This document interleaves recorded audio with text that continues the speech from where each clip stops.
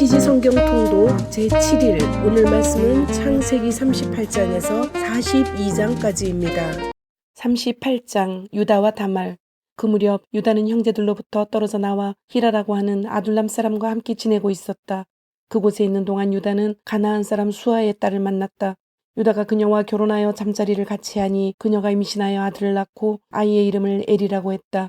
그녀가 다시 임신하여 아들을 낳고 아이의 이름을 오난이라고 했다. 그녀가 또다시 아들을 낳고 아이의 이름을 셀라라고 했다. 셀라를 낳았을 때 그들 부부는 거십에 살고 있었다. 유다가 맏아들 엘에게 아내를 얻어주었다. 그녀의 이름은 다말이었다. 그러나 유다의 맏아들 엘이 하나님께 심히 악한 죄를 지어 하나님께서 그의 목숨을 거두어 가셨다. 유다가 오난에게 말했다. 가서 남편을 잃은 내 형수와 잠자리를 같이 하도록 하여라. 내 형의 혈통이 끊어지지 않게 하는 것이 동생인 내가 해야 할 도리다. 하지만 오난은 아이를 낳아도 자기 아이가 되지 못할 것을 알고 형수와 잠자리를 같이 할 때마다 형의 아이를 낳지 않으려고 바닥에 설정을 했다. 그가 한 짓은 하나님을 크게 거스르는 일이었다. 하나님께서 그의 목숨도 거두어 가셨다. 그러자 유다는 며느리 다말을 찾아가서 말했다. 내 아들 셀라가 다 자랄 때까지 내 아버지 집에서 과부로 지내고 있어라. 그는 셀라마저 형들처럼 죽게 될까 걱정했던 것이다. 그리하여 다말은 자기 아버지 집으로 가서 살았다. 시간이 흘러 유다의 아내 곧 수아의 딸이 죽었다. 애도 기간이 끝나자 유다는 아둘람 사람인 친구 히라와 함께 양떼의 털을 깎으러 딥나로 갔다. 다말은 내 시아버지가 양떼의 털을 깎으러 딥나로 갔다는 소식을 전해 들었다. 그녀는 과부의 옷을 벗고 너울로 얼굴을 가려 남이 알아보지 못하게 한 다음 딥나로 가는 길에 있는 에나임 입구에 앉아 있었다. 그녀는 셀라가 다 자랐는데도 유다가 자기를 그와 결혼시키려 하지 않는다는 것을 알고 있었다. 유다는 너울로 얼굴을 가리고 있는 그녀를 보고는 창녀라고 생각했다. 그는 길가에 있는 그녀에게 다가가 말했다. 오늘 밤 함께 보내자. 유다는 그녀가 자기 며느리인 줄을 전혀 알지 못했다. 그녀가 말했다. 그 값으로 내게 무엇을 주겠습니까? 유다가 말했다. 내 가축대에서 새끼 염소 한 마리를 보내겠다. 그녀가 말했다. 그것을 보낼 때까지 내게 담보물을 맡기면 그렇게 하겠습니다. 담보물로 원하는 게 뭐냐? 그녀가 대답했다. 어르신이 갖고 있는 줄 달린 도장과 지팡이를 주십시오. 유다는 그것들을 다말에게 건네고 잠자리를 같이 했다. 그녀가 임신하게 되었다. 그녀는 그곳을 떠나 집으로 돌아가서 너울을 벗고 과부의 옷을 다시 입었다. 유다는 친구인 아둘람 사람 편에 새끼 염소를 보내며 그 여자에게서 담보물을 찾아오게 했다. 그러나 그 친구는 그녀를 찾지 못했다. 그래서 그곳 사람들에게 물었다. 이곳 에나임 근처 길가에 앉아있던 창녀는 어디로 갔습니까? 그들이 말했다. 여기에는 창녀가 없답니다. 그가 유다에게로 돌아와서 말했다. 그 여자를 찾을 수 없었네. 그곳 사람들이 거기에는 창녀가 없다고 하더군. 유다가 말했다. 담보물을 가질 테면 가지라지. 우리가 계속 찾아다니면 다들 우리를 보고 손가락질할 것이네. 나는 이 거래에서 내 도리를 다했네. 내가 새끼 염소를 보냈지만 자네가 그녀를 찾지 못한 것뿐이네. 3달쯤 지난 뒤에 유다의 귀에 한 소식이 들려왔다. 자네 며느리가 창녀짓을 하고 있네. 게다가 이제는 임신까지 했다는군. 유다가 고함을 질렀다. 그 애를 이곳으로 끌어내어 불태워버려라. 사람들이 다말을 끌어내려고 하자 그녀가 시아버지에게 전가를 보냈다. 저는 이 물건의 주인 때문에 임신하게 되었습니다. 이 물건을 확인해 보십시오. 이 줄 달린 도장과 지팡이가 누구의 것입니까? 유다는 그것이 자기 것임을 알아보고 말했다. 그 애가 옳고 내가 잘못했다. 내가 그 애를 내 아들 셀라와 결혼시키려 하지 않았기 때문이다. 유다는 다시는 그녀와 잠자리를 같이 하지 않았다. 다말이 출산할 때가 되었는데 그녀의 태 속에 쌍둥이가 있었다.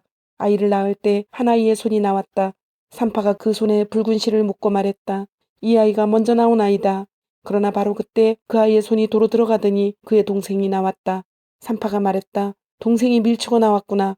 그래서 아이의 이름을 베레스 돌파라고 했다. 곧이어 그 아이의 형이 손에 붉은 실을 감고 나오니 아이의 이름을 세라 빛나다라고 했다.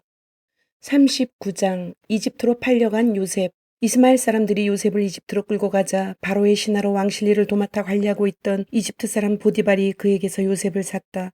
하나님께서 요셉과 함께 하셨으므로 그가 하는 일이 다 잘 되었다. 그는 자기 주인인 이집트 사람의 집에서 지내게 되었다. 그의 주인은 하나님께서 요셉과 함께 하시면서 요셉이 하는 일마다 잘 되게 해주시는 것을 알았다. 그는 요셉이 몹시 마음에 들어 그에게 자신의 시중을 들게 했다. 그는 자신의 개인적인 일들을 요셉에게 맡기고 모든 재산을 관리하게 했다. 그때부터 하나님께서 요셉으로 인해 그 이집트 사람의 집에 복을 주셨다. 그의 집에 있는 것이든 밭에 있는 것이든 그가 소유한 모든 것에 하나님의 복이 두루 미쳤다. 보디발은 하루 새끼밥 먹는 일만 신경 쓰면 되었다. 요셉은 용모가 준수하고 잘생긴 남자였다. 시간이 흐르면서 주인의 아내가 요셉에게 반해 어느 날 이렇게 말했다. 나와 함께 침실로 가자. 요셉은 그렇게 하지 않았다. 그는 주인의 아내에게 말했다. 보십시오. 주인께서는 모든 소유를 제게 맡기시고 집안일에 대해서는 일절 신경 쓰지 않으십니다. 그분은 저를 동등한 사람으로 대해주셨습니다. 다만 그분께서 제게 맡기지 않으신 것이 있는데 바로 당신입니다. 당신은 주인님의 아내이기 때문입니다. 그런데 제가 어떻게 그분의 신뢰를 저버리고 하나님께 죄를 짓겠습니까? 그녀가 하루도 빠지지 않고 날마다 졸라댔지만 요셉은 뜻을 굽히지 않았다. 그녀와 같이 자기를 거절한 것이다. 그러던 어느 날 요셉이 일을 보러 집으로 들어갔는데 그날따라 집안에 종들이 아무도 없었다. 그녀가 그의 겉옷을 붙잡고 말했다. 나와 함께 침실로 가자. 요셉은 그녀의 손에 겉옷을 버려두고 집 밖으로 뛰쳐나갔다. 그녀는 그가 겉옷을 자기 손에 버려두고 뛰쳐나간 것을 알고는 종들을 불러 말했다. 이것 좀 봐라. 저 히브리 놈이 본색을 드러내서 너희 모르게 나를 유혹하려 하는구나. 저놈이 나를 욕보이려 해서 내가 크게 소리를 질렀더니 내 고함과 비명소리를 듣고는 이렇게 겉옷을 내 손에 버려두고 밖으로 도망쳤다. 그녀는 자기 주인이 집에 돌아올 때까지 요셉의 겉옷을 가지고 있다가 그에게 같은 이야기를 들려주었다. 당신이 데려온 히브리 놈이 내 뒤를 쫓아와서 나를 희롱하려고 하지 뭐예요. 내가 소리치고 빈명을 질렀더니 이렇게 자기 겉옷을 내 손에 버려두고 밖으로 도망쳤답니다. 요셉의 주인은 이게 다 당신의 종이 벌린 일이에요 라고 하는 아내의 이야기에 격분했다. 그는 요셉을 붙잡아 왕의 제수들을 가두는 감옥에 쳐넣었다. 그러나 하나님께서는 그곳 감옥에서도 여전히 요셉과 함께 하셨고 요셉에게 인자를 베푸셔서 간수장과 가까운 사이가 되게 하셨다. 간수장은 요셉에게 모든 죄수를 맡겼고 요셉은 모든 일을 잘 처리했다. 간수장은 요셉에게 자유를 주고 전혀 간섭하지 않았다. 하나님께서 요셉과 함께 하시면서 그가 하는 일마다 최선의 결과를 낳게 해주셨기 때문이다. 40장 관리들의 꿈을 해석하다. 시간이 흘러 이집트 왕의 술잔을 맡은 관리와 빵을 맡은 관리가 자신들의 주인인 이집트 왕의 뜻을 거스르는 일이 있었다. 바로는 두 관리 곧 술잔을 맡은 관리와 빵을 맡은 관리에게 크게 노하여 그들을 감옥에 가두고 경호대장의 감시를 받게 했다. 그들이 갇힌 곳은 요셉이 갇힌 곳과 같은 감옥이었다. 경호대장은 요셉에게 그들의 시중을 들도록 지시했다. 감옥에 갇힌 지 얼마 뒤에 술잔을 맡은 관리와 빵을 맡은 관리가 같은 날 밤에 꿈을 꾸었는데 각자의 꿈이 저마다 의미를 가지고 있었다. 요셉이 아침에 그들에게 가보니 둘 다 기운이 없어 보였다. 그래서 그는 자신과 함께 갇혀있는 바로의 두 관리에게 물었다. 무슨 일입니까? 어째서 얼굴에 수심이 가득합니까? 그들이 말했다. 우리가 각자 꿈을 꾸었는데 그 꿈을 해석해 줄 사람이 없어서 그러네. 요셉이 말했다. 꿈의 해석은 하나님께로부터 오는 것이 아닙니까? 어떤 꿈을 꾸었는지 이야기해 보십시오. 술잔을 맡은 관리가 먼저 요셉에게 자기 꿈을 이야기했다. 꿈에 보니 내 앞에 포도나무가 있는데 가지가 3개 달려있더군. 싹이 나고 꽃이 피더니 포도송이들이 익는 거야. 나는 바로의 술잔을 가지고 있었는데 그 포도송이를 따서 바로의 술잔에 짜놓고는 그 잔을 바로께 올려드렸네. 요셉이 말했다. 그 뜻은 이렇습니다. 가지셋은 사흘을 뜻합니다. 사흘 안에 바로께서 당신을 이곳에서 꺼내어 복직시키실 것입니다. 당신은 술잔을 맡은 관리였을 때와 똑같이 바로께 술잔을 올려드리게 될 것입니다. 당신의 일이 잘 되면 저를 기억해 주십시오. 바로에게 제 사정을 아뢰어 주셔서 저를 이곳에서 꺼내 주십시오. 저는 히브리 사람의 땅에서 납치되어 왔습니다. 그리고 저는 여기서도 이 감옥에 갇힐 만한 일을 한 적이 없습니다. 요셉의 꿈 해석이 좋은 것을 보고 빵을 맡은 관리도 그에게 말했다. 내 꿈은 이러하네. 버들가지를 엮어 만든 바구니 3개가 내 머리 위에 있었네. 맨 위 바구니에는 갓 구운 온갖 빵들이 있었는데 새들이 내 머리 위에 바구니에서 그것들을 쪼아먹고 있었네. 요셉이 말했다. 그 꿈의 해석은 이렇습니다. 바구니 셋은 사흘을 뜻합니다. 사흘 안에 바로께서 당신의 머리를 베고 당신의 몸을 기둥에 매달 텐데 그러면 새들이 와서 당신의 뼈가 드러날 때까지 모조리 쪼아 먹을 것입니다. 사흘째 되는 날 그날은 바로의 생일이었다. 바로는 모든 신하를 위해 잔치를 베풀고 술잔을 맡은 관리와 빵을 맡은 관리를 모든 신하가 볼 수 있도록 영광의 자리에 나란히 세웠다. 그런 다음 술잔을 맡은 관리를 본래의 직위에 복직시켰다. 그 관리는 전과 같이 바로에게 술잔을 따라 올렸다. 하지만 빵을 맡은 관리는 요셉이 해석한 대로 기둥에 매달게 했다. 그러나 술잔을 맡은 관리는 요셉에게 신경 쓰지 않았다. 요셉의 처지를 까맣게 잊고 만 것이다. 41장 바로의 꿈을 해석하다. 그로부터 2해가 지난 뒤에 바로가 꿈을 꾸었다. 꿈에 그는 나일강가에 서 있었다. 튼튼해 보이는 암소 7마리가 나일강에서 올라와 습지에서 풀을 뜯고 있었다. 뒤이어 가죽만 남은 암소 7마리가 강에서 올라와 강가에 있는 암소들 곁에 섰다. 그러더니 바싹 마른 암소들이 튼튼한 암소 7마리를 잡아먹는 것이었다. 그때 바로가 잠에서 깨어났다. 바로가 다시 잠이 들어 2번째 꿈을 꾸었다. 줄기 하나에서 튼실하고 잘 여문 이삭 7이 자라났다. 곧이어 이삭 7이 더 자라났는데 이번에는 야위고 동풍에 바싹 마른 것들이었다. 그 야윈 이삭들이 튼튼하고 잘려먼 이삭들을 삼켜버렸다. 바로가 잠에서 깨어보니 또 다른 꿈이었다. 아침이 되자 바로는 마음이 뒤숭숭했다. 그는 사람을 보내어 이집트의 마술사와 현자들을 모두 불러들였다. 바로가 그들에게 자신이 꾼 꿈을 이야기했으나 그들은 그 꿈을 바로에게 해석해주지 못했다. 그때 술자를 맡은 관리가 용기를 내어 바로에게 말했다. 제가 오래전에 경험한 일을 미리 말씀드렸어야 했는데 이제야 생각났습니다. 전에 왕께서 종들에게 노하셔서 저와 빵을 맡은 관리를 경호대장의 집에 가두신 적이 있습니다. 그때 저희 두 사람이 같은 날 밤에 꿈을 꾸었는데 각자 꾼 꿈이 저마다 의미가 있었습니다. 마침 그곳에 경호대장의 소유였던 젊은 히브리종 하나가 저희와 함께 있었습니다. 저희가 꾼 꿈을 그에게 이야기했더니 그가 저희 꿈을 각기 다르게 해석해 주었습니다.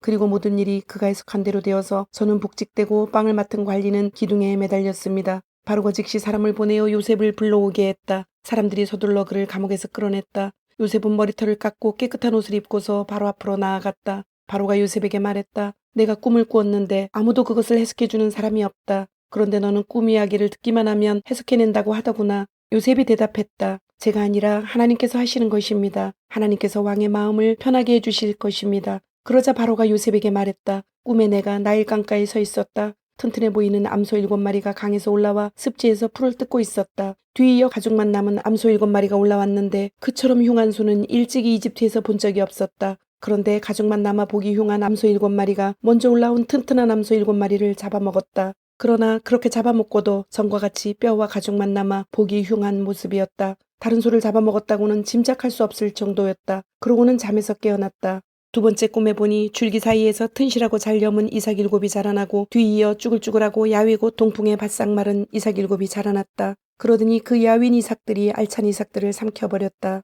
내가 이 모든 꿈을 마술사들에게 이야기했지만 그들은 그 뜻을 해석하지 못했다. 요셉이 바로에게 말했다. 왕의 두 꿈은 모두 같은 것을 의미합니다. 하나님께서 친히 하시려는 일을 왕께 알려주신 것입니다. 튼튼한 암소 7마리는 7해를 뜻하고 튼실한 이삭 7도 7해를 뜻합니다. 그 둘은 같은 꿈입니다.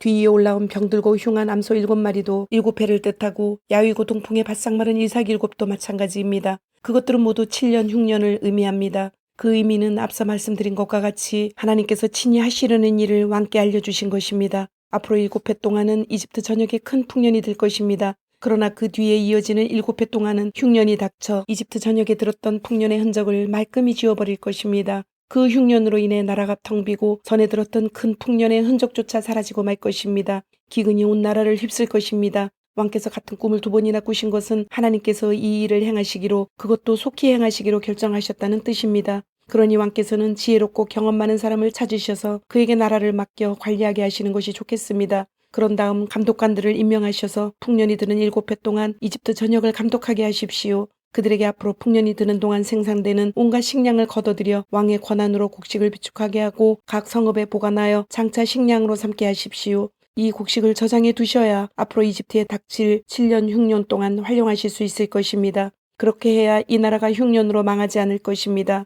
바로와 그의 신하들이 이 제안을 좋게 여겼다. 바로가 신하들에게 말했다. 이 사람이야말로 우리에게 필요한 사람이 아니겠소. 이 사람처럼 그 안에 하나님의 영이 있는 사람을 어디서 찾을 수 있겠소. 바로가 요셉에게 말했다. 그대야말로 우리가 찾는 사람이요. 하나님께서 그대에게 앞으로 일어날 일의 내막을 알려주셨으니 그대처럼 자격을 갖춘 사람, 그대처럼 경험 많고 지혜로운 사람도 없을 것이요. 이제부터 그대가 내 일을 맡아보시오. 나의 모든 백성이 그대에게 보고할 것이요. 내가 그대보다 높은 게 있다면 왕이라는 사실 뿐이요.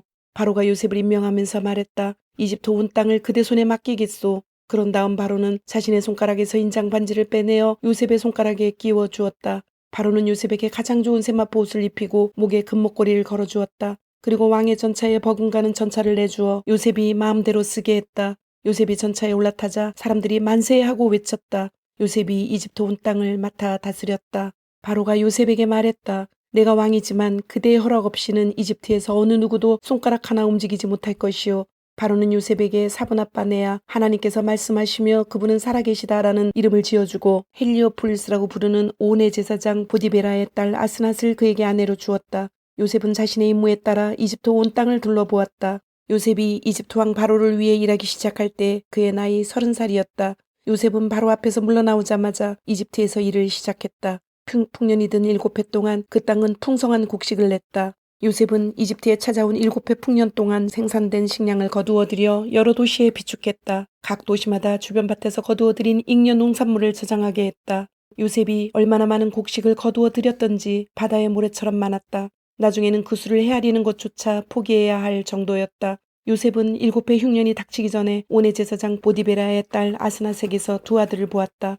요셉은 하나님께서 나의 모든 고난과 내 아버지의 집을 잊게 해주셨다고 말하며 맏아들의 이름을 므낫세 잊어버리다라고 했다. 또 하나님께서 내 슬픔의 땅에서 나를 번성하게 해주셨다라고 말하면서 둘째 아들의 이름을 에브라임 갑절의 번성이라고 했다. 7해 풍년이 끝나고 요셉이 말한 대로 7해 흉년이 찾아왔다. 모든 나라가 기근을 겪었으나 식량이 있는 나라는 이집트뿐이었다. 기근이 이집트 전역으로 확산되자 괴로움에 빠진 백성이 바로에게 먹을 것을 달라고 부르짖었다. 바로는 이집트 사람들에게 이렇게 말했다. 요셉에게 가서 그가 일러주는 대로 하여라. 기근이 너무 심해져 이집트 온 땅을 덮자 요셉은 곡식 창고를 열어 비축해 두었던 식량을 이집트 사람들에게 팔았다. 기근이 극심했다. 이윽고 온 세상이 요셉에게서 식량을 사려고 모여들었다. 기근이 온 세상을 덮쳤던 것이다. 42장 요셉의 형들이 식량을 구하러 이집트로 가다.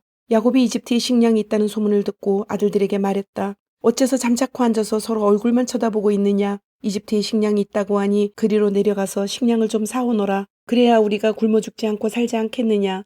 요셉의 형 10명이 식량을 구하러 이집트로 내려갔다. 야곱은 요셉의 아우 베냐민을 그들과 함께 보내지 않았다. 그에게 무슨 일이 일어날까봐 두려웠기 때문이다. 가나안 땅에도 기근이 심하게 들었으므로 이스라엘의 아들들은 식량을 사러 가는 다른 사람들과 함께 이집트로 갔다. 그때 요셉은 이집트 온 땅을 다스리고 있었다. 그는 온 백성에게 식량을 나누어지는 일을 책임지고 있었다. 요셉의 형들이 도착하여 그에게 절하며 경의를 표했다. 요셉은 곧바로 그들을 알아보았으나 마치 모르는 사람을 대하듯 엄하게 말했다. 요셉이 물었다. 너희는 어디에서 왔느냐? 그들이 대답했다. 가나안에서 왔습니다. 저희는 식량을 사려고 왔습니다. 요셉은 그들을 알아보았으나 그들은 그를 알아보지 못했다. 요셉은 그들에 관해 꾸었던 꿈을 떠올리며 말했다. 너희는 정탐꾼들이다. 너희는 우리의 약점을 살피러 온 것이다. 그들이 말했다. 아닙니다, 주인님. 저희는 식량을 사러 왔을 뿐입니다. 저희는 모두 한 남자의 아들들입니다. 저희는 정직한 사람들입니다. 정탐이라니 당치도 않습니다. 요셉이 말했다. 아니다. 너희는 정탐꾼들이다. 너희는 우리의 약점을 찾으러 온 게 틀림없다. 그들이 말했다. 저희 형제는 모두 12이며 가나안 땅에 사는 한 아버지의 아들들입니다. 막내는 아버지와 함께 있고 하나는 없어졌습니다. 그러자 요셉이 말했다. 내가 말한 대로 너희는 정탐꾼들이다. 내가 너희를 시험해 보겠다. 바로의 살아계심을 두고 맹세하건대 너희 아우를 이곳으로 데려오기 전에는 너희가 이곳을 떠나지 못할 것이다. 너희 가운데 한 사람이 가서 너희 아우를 데려오고 나머지는 이곳 감옥에 남아있거라. 너희 말이 사실인지 아닌지 확인해야겠다. 바로의 살아계심을 두고 말하건대 너희는 정탐꾼들인 게 틀림없다. 그러고 나서 요셉은 그들을 감옥에 집어넣고 사흘을 지내게 했다. 사흘째 되는 날 요셉이 그들에게 말했다. 너희가 살고 싶다면 이렇게 하여라. 나는 하나님을 경외하는 사람이다. 너희 말대로 너희가 정직하다면 너희 형제 가운데 한 사람만 이곳 감옥에 남고 나머지는 식량을 가지고 굶주리는 너희 가족에게 돌아가거라. 그러나 너희는 너희 막내 아우를 내게 데려와서 너희 말이 진실임을 증명해야 한다. 그래야 너희 가운데 한 사람도 죽지 않을 것이다. 그들은 그렇게 하기로 했다. 그들이 서로 말하기 시작했다. 지금 우리는 우리 아우에게 한 짓의 죗값을 치르고 있는 거야. 우리 아우가 살려달라고 할 때 그 애가 얼마나 두려워했는지 우리가 똑똑히 보았잖아. 그런데도 우리는 그 애의 말을 들은 채도 하지 않았어. 그래서 이렇게 공경에 처하게 된 거야. 르우벤이 한마디 했다. 내가 너희에게 그 애를 다치게 하지 말라고 하지 않았더냐. 그런데도 너희는 내 말을 듣지 않았어. 지금 우리는 그 애를 죽인 죗값을 치르고 있는 거야. 요셉이 통역을 쓰고 있었으므로 그들은 요셉이 모든 말을 알아듣는 줄 알지 못했다. 요셉은 그들이 보지 못하는 곳으로 물러나와 울었다. 그는 마음이 진정되자 그들이 지켜보는 앞에서 시므온을 붙잡아 묶고 죄수로 삼았다. 그런 다음 요셉은 지시를 내려 그들의 자루에 곡식을 채우고 가져온 돈을 각자의 자루에 돌아놓게 했고 또 그들이 돌아가는 길에 먹을 양식을 주게 했다. 요셉이 지시한 대로 되었다. 그들은 식량을 나귀에 싣고 출발했다. 잠잘 곳에 이르러 그들 가운데 하나가 나귀에게 먹이를 주려고 자루를 열어보니 자루 안에 돈이 있었다. 그가 형제들을 불러 말했다. 내 돈이 되돌아왔어. 여기 내 자루 속에 돈이 들어있다. 다들 그것을 보고는 놀라서 두려워했다. 하나님께서 우리를 어떻게 하시려는 거지? 그들은 가나안 땅에 있는 아버지 야곱에게 돌아가서 그동안에 있었던 일을 낱낱이 말했다. 그 나라를 다스리는 사람이 우리에게 엄히 말하면서 우리를 정탐꾼들이라고 몰아세웠습니다. 우리는 이렇게 말했습니다. 저희는 정직한 사람들이지 결코 정탐꾼들이 아닙니다. 저희는 12형제이고 모두가 한 아버지의 아들들입니다. 하나는 사라졌고 막내는 아버지와 함께 가나안 땅에 있습니다. 그랬더니 그 나라의 주인이 이렇게 말했습니다. 너희 형제들 가운데 한 사람은 내 곁에 남겨두고 너희는 굶주린 가족을 위해 식량을 가지고 가거라. 너희 막내 아우를 내게 데려와서 너희가 정탐꾼들이 아니라 정직한 사람들이라는 것을 증명해 보여라. 그러면 나는 너희 형제를 풀어주고 너희는 이 나라에 마음대로 오가게 될 것이다. 그들이 식량 자루를 비우는데 자루에서 각 사람의 돈주머니가 나왔다. 그들과 그들의 아버지는 그 돈을 보고서 근심에 사로잡혔다. 그들의 아버지가 말했다. 너희는 내가 얻은 모든 것을 빼앗아 가는구나. 요셉도 없어지고 시므온도 없어졌는데 이제는 베냐민마저 빼앗아 가려고 하는구나. 너희 말대로 하면 내게 무엇이 남겠느냐. 르우벤이 목소리를 높여 말했다. 제 두 아들의 목숨을 아버지의 손에 맡기겠습니다. 제가 베냐민을 데려오지 않으면 아버지께서 그 아이들을 죽이셔도 좋습니다. 베냐민을 제게 맡겨주십시오. 제가 반드시 그 아이를 데려오겠습니다. 그러나 야곱은 거절했다. 내 아들을 너희와 함께 내려보낼 수는 없다. 그 아이의 형은 죽었고 내게 남은 것은 이제 그 아이뿐이다. 길에서 그 아이에게 무슨 일이라도 생기면 너희는 백발이 성성한 채 슬퍼하는 나를 땅에 묻어야 할 것이다. 주님, 오늘도 말씀을 주심을 감사드립니다. 주신 말씀대로 오늘 하루도 주님의 모습을 닮아가며 말씀대로 순종하며 살도록 은혜와 용기를 주옵소서. 예수님의 이름으로 기도드립니다. 아멘.